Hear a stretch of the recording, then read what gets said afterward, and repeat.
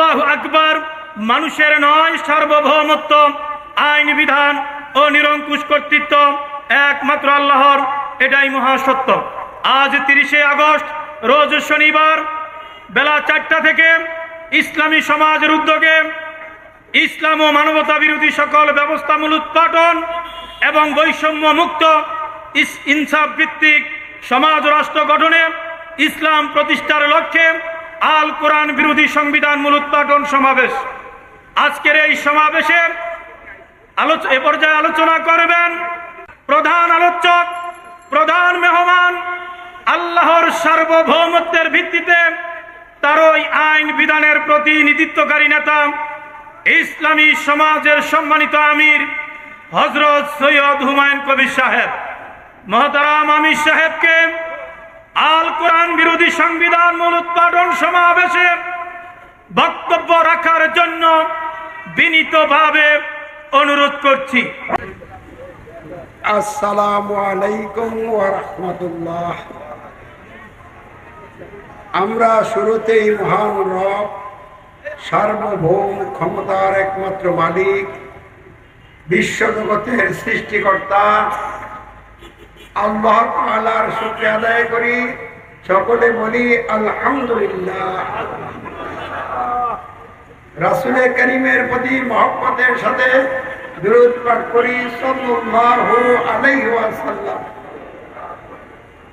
কল্যাণ ও শান্তি বর্ষিত হোক আল্লাহর রাসূল হযরত মুহাম্মদ সাল্লাল্লাহু আলাইহি ওয়াসাল্লামের সকল অনুসারী নারী পুরুষ ইমানদার ভাই বোনদের উপর। উপস্থিত অনুপস্থিত দেশবাসী, বিশ্ববাসী, সকল ভাই বোন সকল প্রকার জাহিলিয়াত শিরক কুফর থেকে মুক্ত হয়ে আল্লাহর দেওয়া জীবন বিধান ইসলামকে যথাযথভাবে গ্রহণ করে ইসলামের ভিত্তিতে জীবন যাপন করে দুনিয়ার জীবনে কল্যাণ শান্তি লাভ করো এবং আখিরাতের জীবনে জাহান্নাম থেকে রক্ষা পেয়ে চিরসুখের স্থান জান্নাত লাভ করো। এই লক্ষ্যে আল্লাহ সকলকে কবুল করুক, বলেন আমিন। সম্মানিত সভাপতি সাহেব, উপস্থিত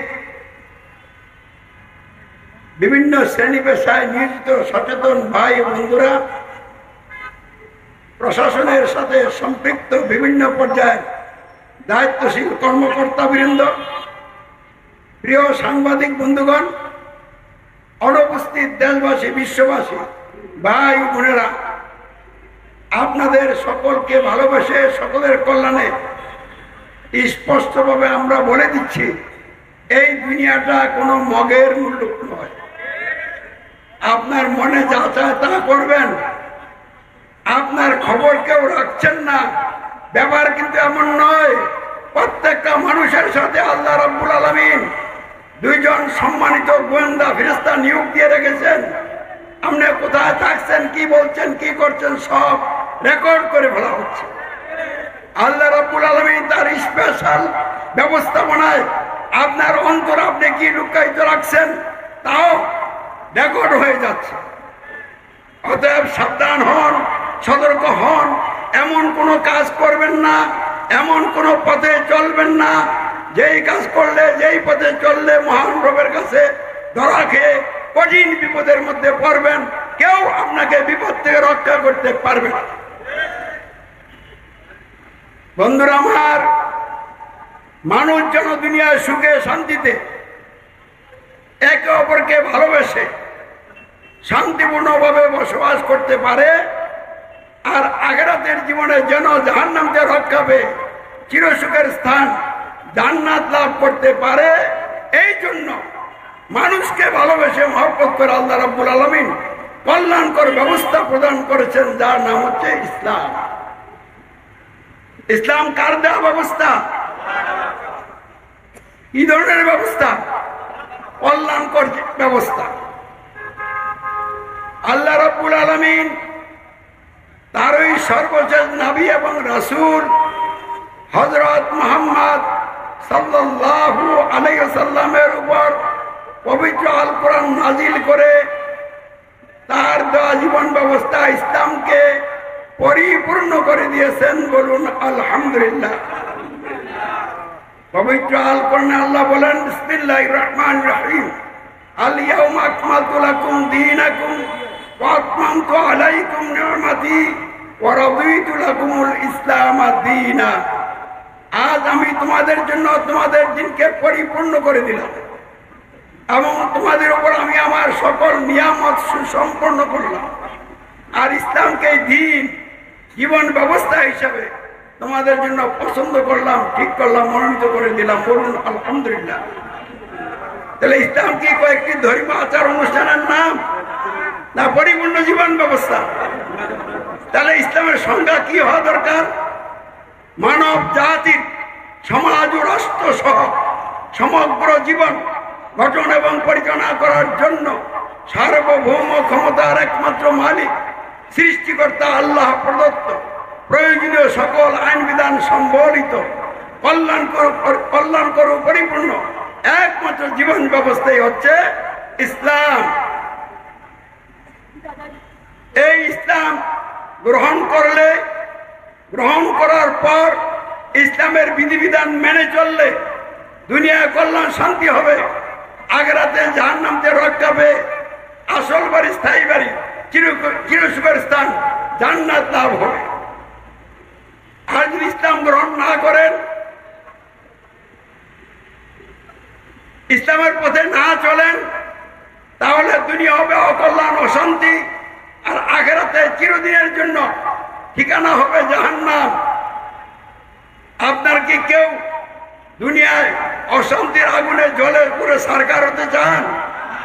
আপনারা কি আখিরাতে কেউ জাহান্নামে যেতে চান? তাহলে কি চান? দুনিয়ায় শান্তি হোক, আখিরাতে জাহান্নাম থেকে রক্ষা পেয়ে জান্নাতে যেতে পারি, আল্লাহ যেন আমাদেরকে জান্নাতি মেহমান হিসেবে কবুল করে, এটাই তো চান। তাহলে আমাদেরকে জানতে হবে জান্নাতের পথ কোনটা, আবার এটাও জানতে হবে জাহান্নামের পথ কোনটা।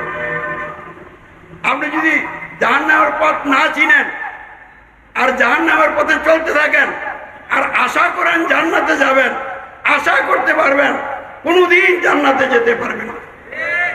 তাই আমি আপনাদেরকে বলে দিতে চাই, ইসলাম হলো জান্নাতের পথ, এটা রহমতের পথ। যদি ইসলাম আপনি জানেন, বুঝেন, গ্রহণ করেন, মেনে চলেন, তাহলে আল্লাহ রাব্বুল আলামিন আপনাকে আম রহমতের সাথে বিশেষ রহমত দান করবেন এবং আযাব গজব আপনার জন্য বন্ধ করে দিবেন। আপনি এই দুনিয়ায় যে কদিন বেঁচে থাকবেন রহমতের সাগরে ভাসবেন, আর এই অবস্থায় মৃত্যুবরণ করার পর আপনার ভবিষ্যৎ হবে সফল কাম, জান্নাত হবে আপনার বাসস্থান, আপনি হবেন আল্লাহ রাব্বুল আলামিনের মেহমান। আর যদি ইসলাম না জানেন, না বুঝেন, ইসলামের বিপরীত কোনো ব্যবস্থা গ্রহণ করেন, সে ব্যবস্থা মেনে চলার পরিণতি দুনিয়াও ভালো হবে না, আখিরাতেও ভালো হবে না। ইসলামের বিপরীত মানুষের রচিত যত ব্যবস্থা আছে সব জাহিলিয়াত, শিরকি ব্যবস্থা, কুফরি ব্যবস্থা, জাহান্নামের পথ।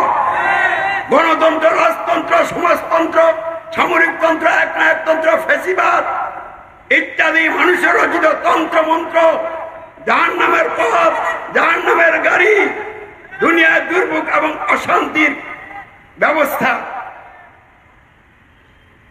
ইসলামের মৌলিক বিষয় হলো তিনটা, যে তিনটা বিষয় জেনে বুঝে গ্রহণ করলে এবং গ্রহণের ঘোষণা সাক্ষাৎকার দিলে আপনার মধ্যে ভুল ত্রুটি যতই থাকুক, কমপক্ষে আপনি ইমানদার মুসলিম হিসাবে আল্লাহর নিকট স্বীকৃতি লাভ করবেন, আপনার অবস্থানটা ইসলামের ভিতরে হবে।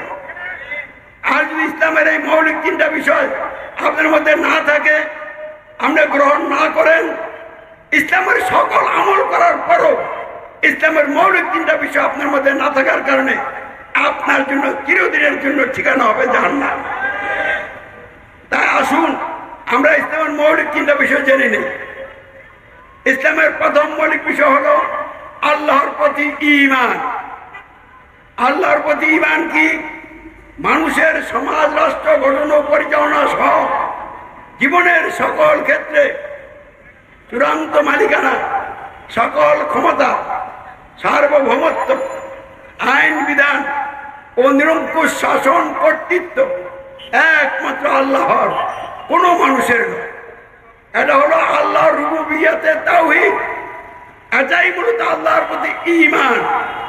এই ঈমান যে বা যারা আনবেন তাদের ঘোষণা হবে রব্বুন আল্লাহ, আল্লাহই আমাদের একমাত্র রব, সার্বভৌম ক্ষমতার মালিক, আইন বিধানদাতা, নিরঙ্কুশ শাসন কর্তা, অন্য কেউ নয়, কোনো মানুষ নয়। রসুলের ভাষায় রুবুবিয়্যতে তাওহীদ, আল্লাহর প্রতি ঈমান গ্রহণের ঘোষণা হলো আল্লাহু আকবার, বরত্ব, শ্রেষ্ঠত্ব, সার্বভৌমত্ব একমাত্র আল্লাহর। তিনি ছাড়া বরত্ব, শ্রেষ্ঠত্ব, সার্বভৌমত্ব আর কারো নয়, কোনো মানুষের নয়। ইসলামের দ্বিতীয় মৌলিক বিষয় হলো আল্লাহর প্রতি ঈমানের ফলশ্রুতি। আল্লাহর প্রতি ঈমানের ফলশ্রুতি হলো মানুষের সমাজ রাষ্ট্র গঠন ও পরিচালনা সহ জীবনের সকল ক্ষেত্রে দাসত্ব, আইনের আনুগত্য ও উপাসনা একমাত্র আল্লাহর, অন্য কারো নয়। অর্থাৎ ইবাদত একমাত্র আল্লাহর, অন্য কারো নয়। এটা হলো আল্লাহর উলুহিয়াতে তাওহীদ, আল্লাহর ইবাদতে তাওহীদ। এটা ইসলামের দ্বিতীয় মৌলিক বিষয়। এই বিষয়টি যে বা যারা গ্রহণ করবেন তাদের গ্রহণের সাক্ষ্য অঙ্গীকার হলো আশহাদু আল্লা ইলাহা ইল্লাল্লাহ, আমি সাক্ষ্য দিচ্ছি, অঙ্গীকার করছি, নেই কোনো ইলাহ, মাহবুদ, দাসত্ব, আইনের আনুগত্য, উপাসনা পাওয়ার অধিকারী সত্তা একমাত্র আল্লাহ ছাড়া। এবং ইসলামের তৃতীয় মৌলিক বিষয় হল আল্লাহর প্রতি ঈমানের ফলশ্রুতির বাস্তবায়ন, আর তা হলো মানুষের সমাজ রাষ্ট্র গঠন ও পরিচালনা সহ জীবনের সকল ক্ষেত্রে শর্তহীন আনুগত্য, অনুসরণ, অনুকরণ একমাত্র হযরত মুহাম্মদ সাল্লাল্লাহু আলাইহি ওয়াসাল্লামের, অন্য কারণ না। এটা হলো আল্লাহ রসুল হযরত মুহাম্মদ সাল্লাল্লাহু আলাইহি ওয়াসাল্লামের নেতৃত্বের আনুগত্যে তাওহীদ। এই বিষয়টি যে বা যারা গ্রহণ করবেন তার বা তাদের সাক্ষ্য অঙ্গীকার হলো আশহাদু আন্না মুহাম্মাদার রাসূলুল্লাহ, আমি সাক্ষ্য দিচ্ছি, অঙ্গীকার করছি হযরত মুহাম্মদ সাল্লাল্লাহু আলাইহি সাল্লাম আল্লাহর রাসূল, শর্তহীন আনুগত্য, অনুসরণ, অনুকরণ পাওয়ার অধিকারী একমাত্র নেতা। এই তিনটা মৌলিক বিষয় যে বা যারা গ্রহণ করবেন, যাদের মধ্যে এই তিনটা মৌলিক বিষয় থাকবে তারা ইমানদার মুসলিম, তাদের অবস্থান ইসলামের ভিতরে হবে। বন্ধুরা আমার, ইসলামের বিপরীত মানুষের রচিত সকল ব্যবস্থা, জাহেলিয়া, গণতন্ত্র, রাজতন্ত্র, সমাজতন্ত্র, সামরিকতন্ত্র, একনায়কতন্ত্র ইত্যাদি যত তন্ত্রমন্ত্র আছে, এইসব ব্যবস্থারও মৌলিক বিষয় তিনটা। গণতন্ত্রের মৌলিক বিষয় কয়টা? তিনটা। অনুরূপভাবে অন্য সকল মানবরচিত ব্যবস্থারও মৌলিক বিষয় তিনটা। গণতন্ত্রের প্রথম মৌলিক বিষয় কি? সমাজ এবং রাষ্ট্র গঠন পরিচালনার জায়গায় জনগণ সকল ক্ষমতার মালিক। জনগণের ভোটে এমপিরা, জনপ্রতিনিধিরা আইনদাতা, বিধানদাতা, আর সরকার তথা মন্ত্রীগণ তারা হলো শাসনকর্তা। তাহলে গণতন্ত্রের এক নাম্বার কথা হলো সার্বভৌমত্ব জনগণের, আইন বিধান এমপিগণের, শাসন কর্তৃত্ব মন্ত্রীগণের। তাহলে গণতন্ত্রের মাধ্যমে সার্বভৌমত্ব, আইন বিধান কর্তৃত্ব আল্লাহর অমান্য করা হলো, মানুষের গ্রহণ করা হলো গণতন্ত্রের মাধ্যমে। যারা এই গণতন্ত্র গ্রহণ করলেন তাহলে রুবুবিয়্যতে তাওহীদ বাদ হয়ে গেল, রুবুবিয়্যতে শিরক হয়ে গেল। ভালো করে বুঝেন, ইসলামের প্রথম মৌলিক বিষয় কি? সার্বভৌমত্ব, আইন বিধান নিরঙ্কুশ কর্তৃত্ব একমাত্র আল্লাহর, মানুষের নয়। আর গণতন্ত্রের প্রথম মৌলিক বিষয় কি? সার্বভৌমত্ব, আইন বিধান কর্তৃত্ব মানুষের। তাহলে গণতন্ত্র মানলে আল্লাহর সার্বভৌমত্ব বিধান করতে তো কি করলেন? অমান্য করলেন। আর সার্বভৌমত্ব বিধান করতে গ্রহণ করলেন কার? মানুষের। এই যে আল্লাহর সার্বভৌমত্ব বিধান করতে মেনে নিলেন না, এটার নাম হলো কুফর। আপনি রবের সাথে কুফরি করলেন। আর সার্বভৌমত্ব বিধান করতে তো যে মানুষের মেনে নিলেন, এটা হলো রবের সাথে শিরক। তাহলে একদিকে গণতন্ত্র তথা মানবোচিত ব্যবস্থা, মহান রবের সাথে কুফরি করা, পাশাপাশি মহান রবের সাথে শিরকে লিপ্ত করা। গণতন্ত্রের দ্বিতীয় মৌলিক বিষয় কি? সমাজ ও রাষ্ট্র গঠন পরিচালনার জায়গায় মানুষ তাদের মতো করে যে আইন রচনা করছে, যে আইন দিয়ে সমাজ রাষ্ট্র পরিচালিত হচ্ছে, ওই আইন পালন। তাহলে আপনি গণতন্ত্রের মাধ্যমে সমাজ এবং রাষ্ট্র গঠন পরিচালনার জায়গায় আল্লাহর পরিবর্তে মানুষের বানানো আইন পালন করলেন। আল্লাহর আইন পালন করলে আবাদত আল্লাহর হয়, আর মানুষের আইন পালন করলে আবাদত কার হয়? মানুষের। তাহলে আপনি গণতন্ত্রের মাধ্যমে দাসত্ব করলেন মানুষের, আনুগত্য করলেন কার? মানুষের। তাহলে ইসলামের দ্বিতীয় মৌলিক বিষয় দাসত্ব, আনুগত্য, উপাসনা একমাত্র আল্লাহ, অন্য কারণ নয়। এই বিষয়টা বাদ হয়ে গেল। তার মানে আল্লাহকে ইলাহ অমান্য করলেন, ত্যাগ করলেন, সমাজ এবং রাষ্ট্রের জায়গায় মানুষকে ইলাহ গ্রহণ করলেন। তাহলে ইসলামের দ্বিতীয় মৌলিক বিষয় উলুহিয়াতে তাওহীদ, যার সাক্ষাৎকার হলো আশহাদু আল্লা ইলাহা ইল্লাল্লাহ, এটা কি হয়ে গেল? বাদ হয়ে গেল। 3 নম্বরে গণতন্ত্রের মাধ্যমে যারা সমাজের নেতা সরকার হয়, তারাই সমাজ এবং রাষ্ট্র পরিচালনা করে, আর মানুষ তাদের পরিচালনায় চলে। তাহলে নেতাদের পরিচালনায় যখন আপনি চললেন, এটা অর্থ হলো নেতাদের অনুসরণ, অনুকরণ। তাহলে গণতন্ত্রের মাধ্যমে আপনি কোন নেতার অনুসরণ করলেন? মানুষের তৈরি আইনের ধারক বাহক নেতা বা সরকারের আনুগত্য অনুসরণ করলেন। তাহলে সমাজ এবং রাষ্ট্র পরিচালনার জায়গায় আল্লাহ রসুলের শর্তের আনুগত্য হইল না। তাহলে ইসলামের তৃতীয় যে মৌলিক বিষয় শর্তহীন আনুগত্য, অনুসরণ, অনুকরণ একমাত্র হযরত মুহাম্মদ সাল্লাল্লাহু আলাইহি ওয়াসাল্লামের, অন্য কারণ হয়। এই বিষয়টা কি হয়ে গেল? বাদ হয়ে গেল। অর্থাৎ আশহাদু আন্না মুহাম্মাদুর রাসূলুল্লাহ, এই বিষয় আর আপনার মধ্যে থাকলো না। তাহলে এখন বলেন, গণতন্ত্র মানলে, গ্রহণ করলে ইসলামের মৌলিক 3টা বিষয়ের মধ্যে সে আছে না এর থেকে সরে গেছে? তাহলে ইসলামের মৌলিক 3টা বিষয় থেকে যদি কেউ সরে যায়, এমত অবস্থায় তার অবস্থান আর ইসলামে থাকে না, তার অবস্থান পরিপূর্ণভাবে ইসলামের বাইরে। যদিও সে নামাজ পড়ে, রোজা রাখে, হজ করে, যাকাত দেয়, বহু ইসলামের আমল করে, তারপরও তার অবস্থান ইসলামে নয়, জাহেলিয়াতে। সম্মানিত বন্ধুরা আমার, উপস্থিত, অনুপস্থিত, দেশবাসী, বিশ্ববাসী, ভাই বোনদের দৃষ্টি আকর্ষণ করে বলছি, বাংলাদেশের মানুষ সমাজ ও রাষ্ট্র গঠন পরিচালনায় গণতন্ত্র গ্রহণ করে মেনে ইসলামের মৌলিক 3টা বিষয়ে বিচ্যুত হয়ে 100% ইসলামের বাহিরে তথা জাহিলিয়াতের মধ্যে আছে। সৌদি আরবের মানুষ সমাজ ও রাষ্ট্র গঠন পরিচালনায় গণতন্ত্র গ্রহণ করে মেনে চলার মাধ্যমে ইসলামের মৌলিক 3টা বিষয় থেকে বিচ্যুত হয়ে ইসলামের বাহিরে আছে, জাহিলিয়াতে আছে। এমন অবস্থায় যতই আপনি ইমানদার মুসলিম নিজেকে দাবি করেন, দাবি করতে পারবেন, আল্লাহর কাছে আপনি ইমানদার মুসলিম হিসেবে গণ্য হবেন। তাহলে এখন ভালো করে বুঝেন, রহমতের পথ হলো ইসলাম, আর গণতন্ত্র হলো গজবের পথ।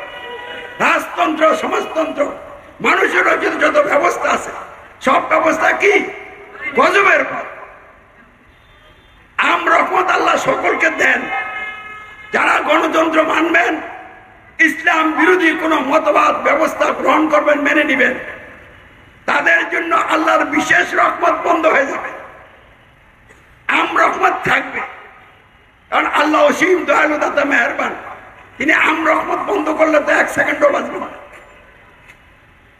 আর কি করবেন জানেন? বিশেষ রহমত বন্ধ করার পর এখানেই শেষ নয়, আযাব আর গজব আপনার জন্য আল্লাহ নাজিল করবেন। আযাব গজবের যত লাইন গেট দরজা আছে সব খুলে যাবে যারা গজবের পথ গ্রহণ করবে। এই কারণে তাদের যে রহমতের স্বাদ এইটাও পুরো তারা পাবে না। তাহলে গণতন্ত্র এটা কিসের পথ? গজবের পথ। রাজতন্ত্র গজবের পথ, স্বৈরতন্ত্র একনায়কতন্ত্র, ফ্যাসিবাদ, এক কথা ইসলাম বিরোধী মানুষের রচিত যত মতবাদ আছে সব হলো আযাব আর গজবের পথ। বাংলাদেশ স্বাধীন হলো 54 বছর চলছে। যারা ক্ষমতায় ছিলেন আর বর্তমানে যারা ক্ষমতায় আছেন তারা কি গণতন্ত্র ত্যাগ করেছেন? তারা কি রহমতের পথ ইসলাম সমাজ ও রাষ্ট্রের জায়গায় গ্রহণ করেছেন? তাহলে গ্রহণ না করার কারণে আযাব গজবের মধ্যে পড়ে আছেন। যদি টুপিওয়ালা, দাড়িওয়ালা, লম্বা কর্তাওয়ালা, ওয়াজিন, বক্তা, মুফাসসির, ইমাম এই গণতন্ত্র মানে, তাহলে সে কি রহমতের মধ্যে আছে না গজবের মধ্যে আছে? তাহলে আমি সারা পৃথিবীকে চ্যালেঞ্জ করে বলছি, বাংলাদেশ সহ, সৌদি আরব সহ, হিন্দুস্তান, পাকিস্তান, চীন, রাশিয়া, আমেরিকা ইত্যাদি যত রাষ্ট্র আছে, যেই রাষ্ট্রগুলো ইসলাম বাদ দিয়ে মানব রচিত ব্যবস্থার ভিত্তিতে গঠিত এবং পরিচালিত, সব আযাব আর গজবের মধ্যে আছে। এভাবে চলতে থাকলে সামনে পাপ আযাব গজবে বিশ্বের মানুষ ধ্বংস হয়ে যাবে। বাংলাদেশের মানুষের মাথার উপরে ভয়াবহ গজব ঘুরতেছে, যে কোনো সময় ভয়াবহ গজব নাজিল হয়ে যেতে পারে। এই গজব ঠেকানোর জন্য আমরা রাজপথে নেমেছি। কারণ আল্লাহ রাব্বুল আলামিন পবিত্র আল কোরআনে বলে দিয়েছেন, মানুষের মধ্যে যদি একটা উল্লেখযোগ্য সংখ্যক লোক হেদায়েতের উপরে থাকে, লোকদেরকে কল্যাণের দিকে ডাকে, তাহলে তাদের খাতিরে আমি জাতিকে গজব থেকে রক্ষা করব, যদি সংখ্যাটা উল্লেখযোগ্য হয়। আর যদি সংখ্যাটা উল্লেখযোগ্য না হয়, সামান্য হয়, তাহলে এই লোকগুলির আমি বিশেষ ব্যবস্থাপনায় সেভ করব, আর বাকিগুলিকে আযাব গজব দিয়ে নিশ্চিহ্ন করে দিব। আমরা শুধু নিজেরা বাঁচার জন্য নয়, সরকার, প্রশাসন, আলেম উলামা, তথাকথিত ইসলামী দল, গণতান্ত্রিক দল, আপামর জনসাধারণ, নারী পুরুষ সকলকে আল্লাহর আযাব গজব থেকে বাঁচানোর জন্য রাজপথে আসি এবং থাকবো। আমাদের আন্দোলন সরকারের বিরুদ্ধে নয়, আমাদের আন্দোলন আলেম উলামাদের বিরুদ্ধে নয়, আমাদের আন্দোলন কোন ব্যক্তি, গোষ্ঠী বা ধর্মের বিরুদ্ধে নয়। আমাদের আন্দোলন ডাইরেক্ট গণতন্ত্র, রাজতন্ত্র, সমাজতন্ত্র, সামরিকতন্ত্র ইত্যাদি শয়তানি তন্ত্রের বিরুদ্ধে। বন্ধুরা আমার, গণতন্ত্রের ভিত্তিতে যে সংবিধান রচিত হয়েছে, এই সংবিধানটাকে আমরা একটু পর্যবেক্ষণ করব। আমার সাথে আপনারা অংশগ্রহণ করেন, মনোযোগ দিয়ে শোনেন। বাংলাদেশে এই 54 বছর যাবৎ একটা সংবিধান প্রতিষ্ঠিত আছে না নাই? কেন আছে? বন্ধুরা আমার, মানুষ সমাজবদ্ধ জীব। মানুষ তাদের প্রয়োজনে এবং কল্যাণে সমাজ রাষ্ট্র গঠন করেন, পরিচালনা করেন। সমাজ এবং রাষ্ট্র গঠন এবং পরিচালনা করতে হলে সংবিধান লাগে। সংবিধান ছাড়া কোন সমাজ রাষ্ট্র গঠন এবং পরিচালনা করা সম্ভব নয়। এই জন্য সংবিধান হচ্ছে সমাজ এবং রাষ্ট্রের জন্য সর্বাধিক গুরুত্বপূর্ণ বিষয়। এর চেয়ে গুরুত্বপূর্ণ বিষয় আর নাই। এই সংবিধানটা যদি আল কোরআন বিরোধী হয়, তাহলে এই সংবিধানটাই সমাজ এবং রাষ্ট্রের মূল সমস্যা। আর সংবিধানটা যদি আল কোরআন ভিত্তিক হয়, তাহলে মূল সমস্যার সমাধান হয়ে গেল। বাকি সমস্যার সমাধান সময়ের ব্যবধানে আল্লাহর রহমতে হয়ে যায়। আর মূল সমস্যার সমাধান না হলে অন্য কোনো সমস্যার সমাধান হবে না, বরং দিন দিন সমস্যা বাড়বে। তাই আমরা যদি বাংলাদেশের অধিবাসী, আমাদের বাংলাদেশের সংবিধানকে কোরআন দিয়ে পরীক্ষা করে দেখতে হবে এটা কোরআন ভিত্তিক সংবিধান না কোরআন বিরোধী সংবিধান। আসুন দেখি। ইসলামের মূল কথা হলো সকল ক্ষমতার মালিককে আল্লাহ। আন্নাল কুওয়াতা লিল্লাহ জামিয়া, নিশ্চয়ই সকল ক্ষমতার মালিক একমাত্র আল্লাহ। আলা লাহুল খালক ওয়াল আমর, সৃষ্টি যার, হুকুম আইন বিধান হবে তার। ইনিল হুকমু ইল্লা লিল্লাহ, হুকুম দেওয়ার অধিকার, আইন দেওয়ার অধিকার আল্লাহ ছাড়া আর কারো নাই। তো গণতন্ত্রের মাধ্যমে যেই সংবিধান রচনা করা হয়েছে, এই সংবিধানের মূল কথা হলো জনগণ সকল ক্ষমতার মালিক। জুড়ে জুড়ে বলেন নাউজুবিল্লাহ। জনগণ আজকে আছে, কালকে নাই। এই যে আমরা মানুষ, জ্বর ঠান্ডা হয়নি, কাশি হয়নি, বিভিন্ন রোগ শোকে মানুষকে ধরে কি ধরে না। তারপরে শিশু থেকে বালক হয়, যুবক হয়, বড় হয়, বিরুদ্ধ হয়নি। পাল্লা সারা দুনিয়ার মানুষ একত্রিত হয়ে একজন মানুষের ব্যাপারে সিদ্ধান্ত করো, এই যুবককে বিরুদ্ধ হইতে দিব না। পারবে তোমরা কেউ? তাহলে একটা সিদ্ধান্ত আল্লাহর পরিবর্তন করতে পারো না, আবার ক্ষমতার বাহাদুরি দেখাও। আমি বলছি আমেরিকা সহ সারা পৃথিবীর সকল মানুষ একত্রিত হওয়ার পরও তাদের ক্ষমতা মাকড়সা জাল ছাড়া আর কিছুই না। বাতাস লাগলেই চূর্ণ বিচূর্ণ হয়ে যাবে। তাহলে ক্ষমতার বাহাদুরি কেউ দেখাবেন না। শেখ হাসিনা ক্ষমতার বাহাদুরি দেখাইতে যাইয়া একদম রসা চলে গেছে, কলঙ্কিত হয়ে দেশ থেকে পালাইয়া গেছে। তার একমাত্র কারণ, তাকে আমি বারবার আহ্বান করেছি, গণতন্ত্র ত্যাগ করুন, শিরকুরি বাদ দেন, ইসলাম গ্রহণ করুন। সে আমার আহ্বানে সাড়া দেয় নাই। আপনারা ইসলামী সমাজের ইউটিউব চ্যানেল দেখবেন, ওখানে শেখ হাসিনার এবং তার মন্ত্রীদেরকে আমি কি ভিডিও বার্তা দিছিলাম, ওইটা এখনো আছে। কিন্তু আমার কথা সে কর্ণপাত করেন নাই। এই জন্য আল্লাহ রাব্বুল আলামিন এমন ভাবে পাকড়াও করছে, দল শুদ্ধ সব একবারে বিপর্যয় করে এমন জায়গায় নিয়ে ঠেকাইছে, আর দাঁড়ানোর ক্ষমতা মন্ত নাই, এখনো সুযোগ হয় নাই। এখনো আবার ওই গণতন্ত্র অথবা ফেসিবাদ দিয়ে মাথা কামায়, সব চিন্তা বাদ দেন, সুযোগ মতে আসেন, আল কোরআনকে সংবিধান হিসেবে গ্রহণ করেন, গণতন্ত্র ত্যাগ করেন, ইসলাম গ্রহণ করেন। যে আওয়ামী লীগের বন্ধুরা আমার এই আহ্বানে সাড়া দেন, তাহলে আপনাদের বিপদ আল্লাহ ঠেকাই দিবেন ইনশাআল্লাহ। তবে ভুলভ্রান্তি যা করছেন এটার জন্য তওবা দিল্লা করতে হবে। যা হোক, আমি যেটা বলতে চাচ্ছি, গণতন্ত্র আযাব গজবের পর, এর মধ্যে কোনো রহমত নাই, আছে আযাব আর গজব। এই গণতন্ত্রের ইতিহাস লুটপাটের ইতিহাস। এই গণতন্ত্র যখন যারা ক্ষমতায় গেছেন, গরিব জনগণের তহবিল তসরুপ করে তার আঙ্গুল ফুলে কলা গাছ হয়েছে। আমরা জানি আওয়ামী লীগ, বিএনপি, বাংলাদেশ জামাত ইসলামী সব মিল্লা যখন এমপিদের বেতন ভাতা বাড়াইছিল, সকলে এটাতে একমত হয়েছে। গরিব জনগণকে শোষণ করে বেশি বেশি টাকা পয়সা নিজেদের দখলে নেওয়ার জন্য আপনারা একমত হয়ে যান। তাহলে আপনারা তো মানুষ না, আমরা হিংস্র জন্তু জানোয়ারের চেয়ে আরো নিকৃষ্ট। যে দেশের মানুষ, ধর্মপ্রাণ মানুষ, যারা পরিশ্রম করে, তাদের দিকে আপনাদের কোনো খেয়াল নাই। একটা ডাকাতি সিস্টেম চালু করছে। ডাকাতি সিস্টেম বুঝেন তো? যারা মন্ত্রী, মিনিস্টার, যারা সচিব, যারা অফিসার র্যাঙ্কে চাকরি করে, তাদের বেতন ভাতা কম না বেশি?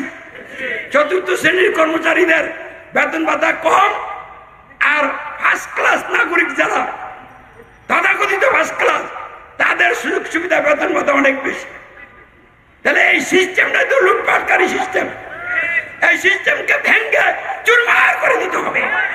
নতুন করে সকল মানুষের প্রয়োজনে কল্যাণে জনবান্ধব সিস্টেম চালু করতে হবে। এটা কোরআন ভিত্তিক হবে, জাহিলাত ভিত্তিক হবে না। তাহলে যেই সিস্টেমটাই একদল লোককে অর্থ সম্পদের পাহাড় করার সুযোগ করে দেয়, আরেক দল লোককে ধুকে ধুকে মারার ব্যবস্থা করে রেখেছে।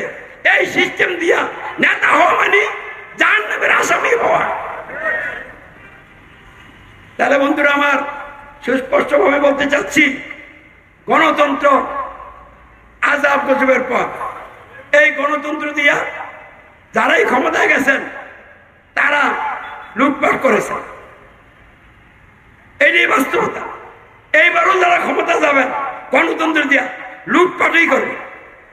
যদি এই গণতন্ত্রের আইনের বাইরে যেও না করেন, এই আইন যেটা বানিয়ে রাখছেন, এই আইন দিয়া আপনারা তো লুটপাটই করছেন। এটা তো লুটপাটের আইন, এটা শোষণ জুলুমের আইন। তাহলে গণতন্ত্রের ইতিহাস, লুটপাটের ইতিহাস, গণতন্ত্রের ইতিহাস, শোষণ জুলুমের ইতিহাস, গণতন্ত্রের ইতিহাস, মানুষকে বিভিন্ন দলে ভাগ করে এক দলের সাথে আরেক দলের মারামারি লাগাই দেওয়ার ইতিহাস। শেখ হাসিনা চলে গেছে, এখন বাংলাদেশের সবচেয়ে বড় দল কে? বিএনপি আর বাংলাদেশ জামাত ইসলামী। এই দুই দলের মধ্যে লাগছে, এক দল আরেক দলের সহ্য করতে পারে না। সামনে এক দল বলছে গণতন্ত্রের যে সামনে নির্বাচন, কিছু দাবি দেওয়া আছে, এগুলি না মানলে নির্বাচন হতে দিবে না। আর আরেক দল বলছে নির্বাচন হতে হবে।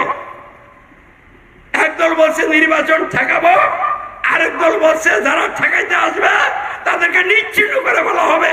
এইসব খেলা বাংলার জমিনে আর চলতে দেওয়া যাবে না। তাই ওইসব দলে যারা কর্মী হয়েছেন, আপনারা কি জাহান্নামের পথে চলবেন? ওইসব দল এখনই ত্যাগ করেন। আমি আপনাদের সকলের নেতা, আল্লাহর মনোনীত নেতা, আমি রহমতের নেতা। আমার মধ্যে হিংসা নাই, বিদ্বেষ নাই, দলাদলি নাই।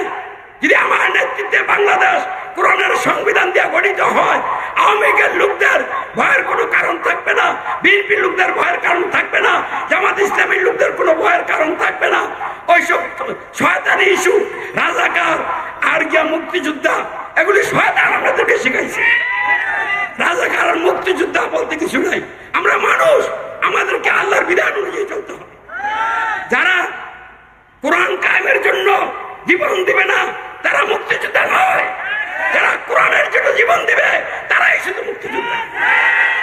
গণতন্ত্রের জন্য যারা জীবন দিবে তারা শহীদ নয়, তাদের অপমৃত্যু হচ্ছে।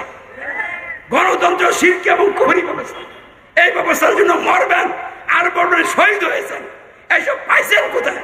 কোরআনে কোথাও এই ধরনের লোকদেরকে শহীদ করে না। বঙ্গবন্ধু শেখ মুজিবের নেতৃত্বে যারা মারা গেছে তারাও শহীদ হয় নাই, জিয়াউর রহমানের নেতৃত্বে যারা মারা গেছে তারাও শহীদ হয় নাই। আর কিছুদিন আগে যারা শেখ হাসিনাকে হটাইতে যাইয়া মৃত্যুবরণ করছেন আর শেখ হাসিনার লোক করছে, একটাও শহীদ হয়। কারণ শহীদ হইতে হলে ইস্যু হবে আল কোরআন সংবিধান। তাহলে তারা কি আল কোরআনকে সংবিধান হিসেবে প্রতিষ্ঠা করার জন্য মৃত্যুবরণ করছে? তাহলে উভয় গ্রুপই হচ্ছে গজবের পথে আছে। তাহলে গণতন্ত্র আমাদের শত্রু, মানুষগুলি কেউ শত্রু না। আওয়ামী লীগ, বিএনপি, জাতীয় পার্টি, আলেম ওলামা, পীর মাশায়েখ, বাংলাদেশ জামাত ইসলামী, চরমনার ইসলামী আন্দোলন, তারা কেউ খারাপ না। কিন্তু তাদেরকে খারাপ করছে কিসে জানেন? কোরআন বিরোধী সংবিধান। বাংলাদেশের যে সংবিধান, এই সংবিধান কি বলছে? জনগণ ক্ষমতার মালিক, এমপির আইনদাতা, মন্ত্রীরা শাসন করতেন। আর এই গণতন্ত্রের সংবিধান সুদের ব্যাংকের লাইসেন্স দিছিনি, সুদের ব্যাংক বাড়ছে না কমছে? তাহলে এটা কি কোরআনের পক্ষের সংবিধান না কোরআন বিরোধী সংবিধান? তাহলে আল কোরআন বিরোধী সংবিধান দিয়ে 54 বছর যাবৎ রাষ্ট্র চলছে। এই সংবিধান মেনে নেওয়ার কারণে এই ভালো মানুষগুলো খারাপ মানুষ হয়ে গেছে, হিংসা আর জন্তু জানোয়ার হয়ে গেছে। এই মানুষগুলিকে যদি আমরা ভালো করতে হয় তাহলে কোরআন বিরোধী সংবিধান অমান্য করতে হবে। সংবিধান রাষ্ট্রের সর্বোচ্চ আইন কখন হবে? যখন কোরআন ভিত্তিক সংবিধান হবে। কোরআন বিরোধী সংবিধান রাষ্ট্রের সর্বোচ্চ আইন নয়, এটা সর্বোচ্চ শয়তানি। আমি একদম মাথা উঁচু করে বলছি, আল্লাহর উপর ভরসা করে বলছি, এই গণতন্ত্রের ভিত্তিতে 54 বছর যাব যে সংবিধান সমাজের রাষ্ট্রে প্রতিষ্ঠিত আছে, বর্তমানে ডক্টর ইউনূস সাহেব যে সংবিধান মেনে নেতা হয়েছেন, সকল দল মত পথের লোকেরা ইউনূস সাহেবের সমর্থন দিয়ে গণতন্ত্র রক্ষার দায়িত্ব দিচ্ছেন। আমি এই সংবিধানকে মানি না, মানবই না। যদি ফাঁসির মঞ্চ রেডি হয়, হাসতে হাসতে ফাঁসিতে যাব। আল্লাহর ইচ্ছা হলে শাহাদত হবে, আল্লাহর ইচ্ছা না হলে দুনিয়ার সমস্ত শক্তি ঐক্যবদ্ধ হয়েও আমার কাজ পর্যন্ত আসতে পারবে না। তাহলে এই সংবিধানটা কোরআন বিরোধী। বাংলাদেশের সংবিধান কোরআন বিরোধী সংবিধান, সৌদি আরবের সংবিধান কোরআন বিরোধী সংবিধান, হিন্দুস্তানের সংবিধান কোরআন বিরোধী সংবিধান, পাকিস্তান, চীন, রাশিয়া, আমেরিকা সব রাষ্ট্রের সংবিধান যেহেতু ইসলাম দিয়ে গঠিত হয় নাই, মানব রচিত ব্যবস্থার ভিত্তিতে রচিত, এই জন্য সব সংবিধান আল কোরআন বিরোধী সংবিধান। আল কোরআন বিরোধী সংবিধান দিয়া যারা নেতা সরকার সব অবৈধ সরকার। অতএব ইন্ডিয়ার সরকার অবৈধ সরকার, বাংলাদেশের সরকার অবৈধ সরকার, পাকিস্তান, হিন্দুস্তান, চীন, রাশিয়া, আমেরিকা সব রাষ্ট্রের সরকার অবৈধ সরকার। আর এই অবৈধ সরকারকে যারা মেনে চলেন তারা অবৈধ। যদি এইভাবে এই অবস্থা চলতে থাকে, মৃত্যুবরণ করেন, নিশ্চিত আপনাদের ঠিকানা হবে জাহান্নাম। তো আপনারা কি জাহান্নামে যাবেন? তাহলে কোরআন বিরোধী সংবিধানকে অমান্য করুন। প্রথম কাজ হবে এটা। তাহলে এখন বুঝতে পারছেন সমস্যাটা কোনটা? কোরআন বিরোধী সংবিধানই বাংলাদেশের মূল সমস্যা, কোরআন বিরোধী সংবিধানেই সৌদি আরবের মূল সমস্যা। প্রত্যেকটা রাষ্ট্রের মূল সমস্যা হচ্ছে কোরআন বিরোধী সংবিধান। তাহলে কোরআন বিরোধী সংবিধান প্রতিষ্ঠিত রেখে কোনো সমস্যার সমাধান হবে না। সমাধান করতে যাবেন, নতুন আরো কিছু সমস্যা কি হবে, সৃষ্টি হবে, হচ্ছে। তাহলে এখন কোরআন বিরোধী সংবিধান কি রাখবেন না মূলোৎপাটন করবেন?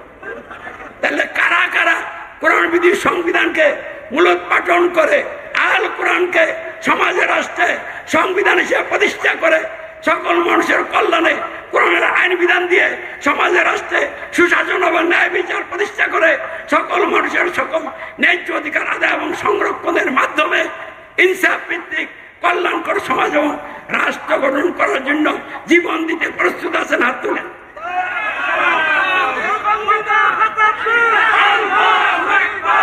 হ্যাঁ মহান রব, তোমার এই বান্দা বান্দীদের হাতগুলিকে তোমার দিনের জন্য কবুল করিয়া নাও।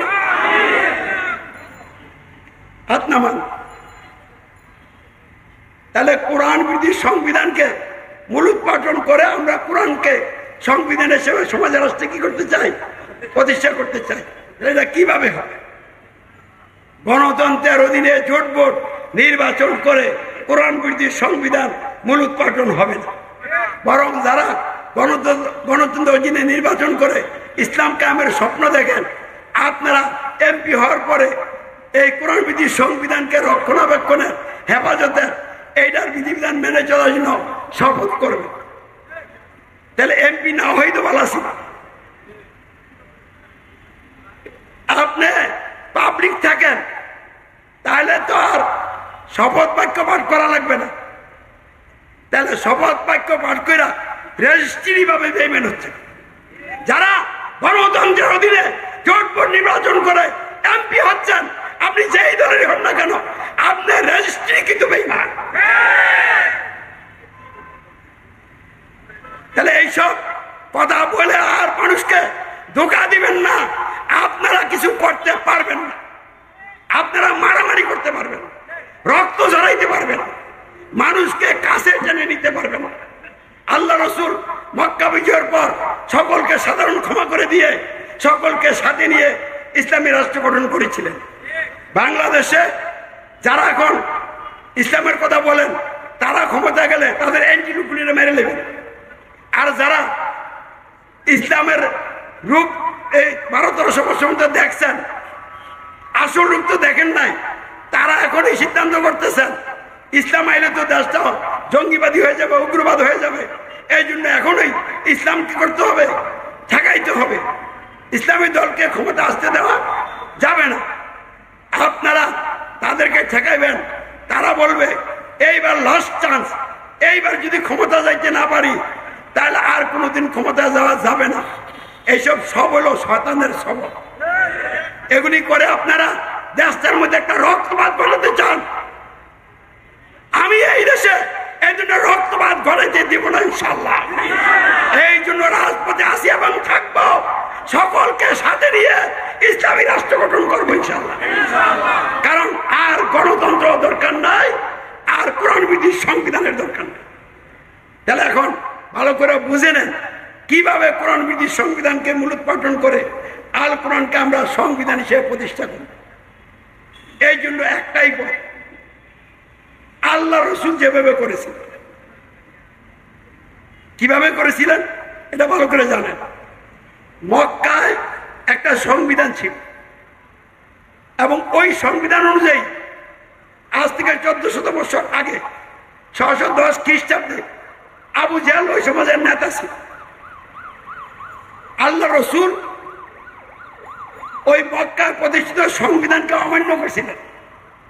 তিনি আল্লাহর তরফ থেকে আল কোরআনকে সংবিধান নিয়ে নেমেছিলেন। কথা বুঝতে পারছেন?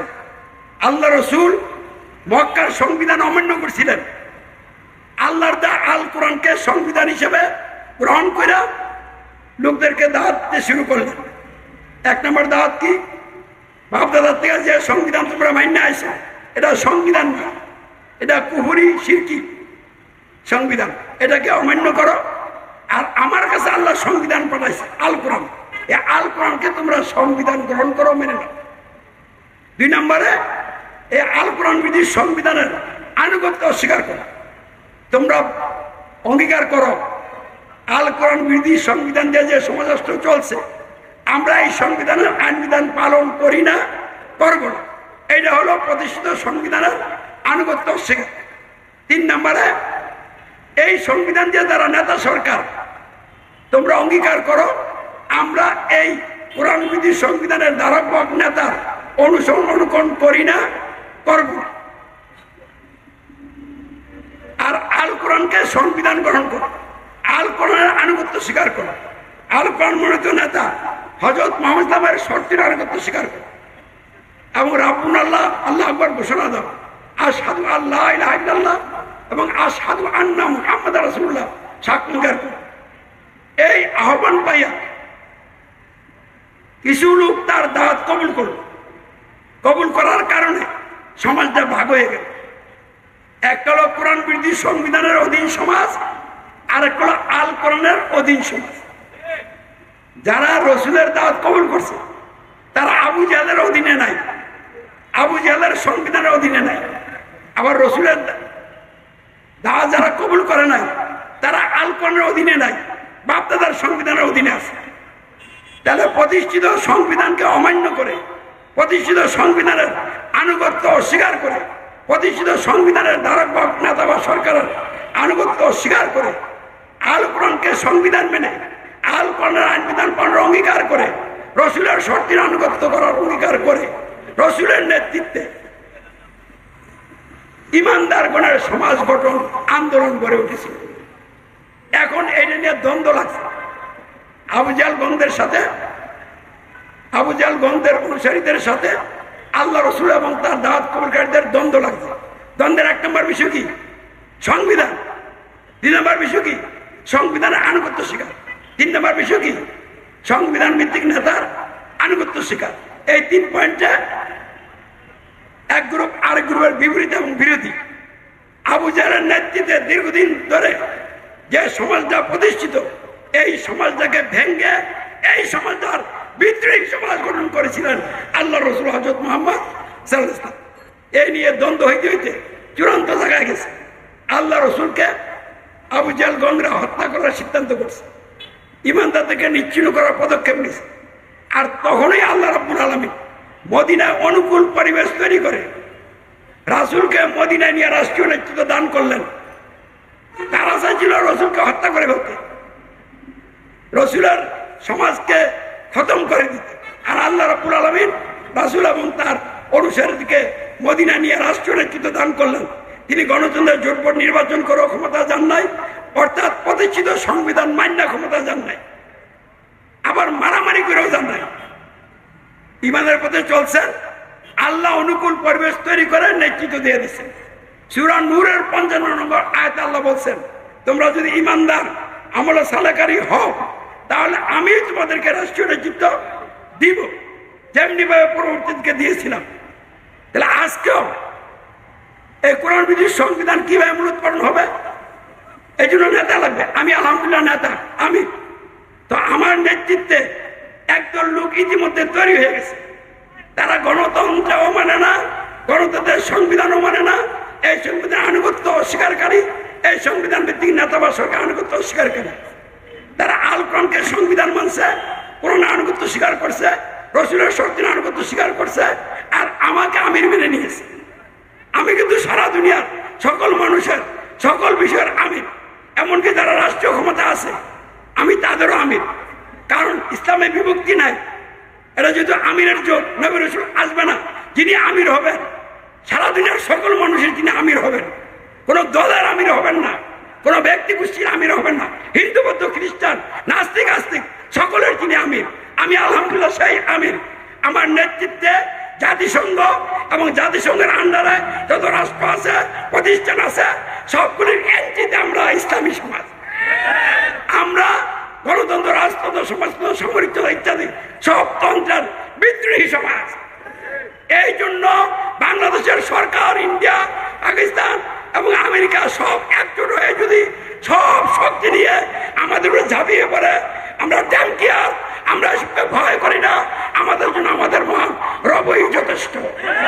তিনি তাদেরকে তসনস করে দিয়ে যদি আমাদেরকে বাংলাদেশের রাষ্ট্রীয় নেতৃত্ব দিয়ে দেন, তাহলে আমরা এই আল কোরআন বিরোধী সংবিধান মাইন্ড তো ক্ষমতা আসবো না। অমান্য করতে করতে, কোরআনকে নিয়ে আগাইতে আগাইতে যদি আল্লাহ তাদেরকে হটাইয়া আমাদেরকে রাষ্ট্রীয় নেতৃত্ব দিয়ে দেয়, তাহলে আমরা কোরআন দিয়ে সমাজ এবং রাষ্ট্র পরিচালনা করবো। এভাবেই কোরআন বিরোধী সংবিধানের মূলোৎপাটন হবে, আল কোরআন সংবিধান হিসেবে সমাজের রাষ্ট্রে প্রতিষ্ঠা হবে ইনশাআল্লাহ। তাহলে এবার আন্দোলন আল কোরআন বিরোধী সংবিধানকে মূলোৎপাটন করে সমাজ এবং রাষ্ট্রে আল কোরআনকে সংবিধান হিসেবে প্রতিষ্ঠার মাধ্যমে মানুষের সকল ন্যায্য অধিকার আদায় এবং সংরক্ষণের মাধ্যমে ইনসাফ ভিত্তিক, দুর্নীতিমুক্ত, বৈষম্যমুক্ত, কল্যাণকর সমাজ এবং রাষ্ট্র আন্দোলন। এবার আন্দোলন লোকদেরকে জান্নাত থেকে রক্ষা করে জান্নাতের পথে নিয়ে যাওয়ার জন্য আন্দোলন। আল্লাহ আমাদেরকে কবুল করুক, সাহায্য করুক এবং সরকার, প্রশাসন, আলেম ওলামা, সকল দল মত পথের লোকদেরকে কোরআনকে সংবিধান মেনে ঐক্যবদ্ধ হয়ে কোরআন প্রতিষ্ঠা, ইমানি, নৈতিক এবং মানবিক দায়িত্ব পালন করার তৌফিক দান করে বলেন আমি। সকলকে ধন্যবাদ। সালাম, আসসালামু আলাইকুম ওয়া রাহমাতুল্লাহ।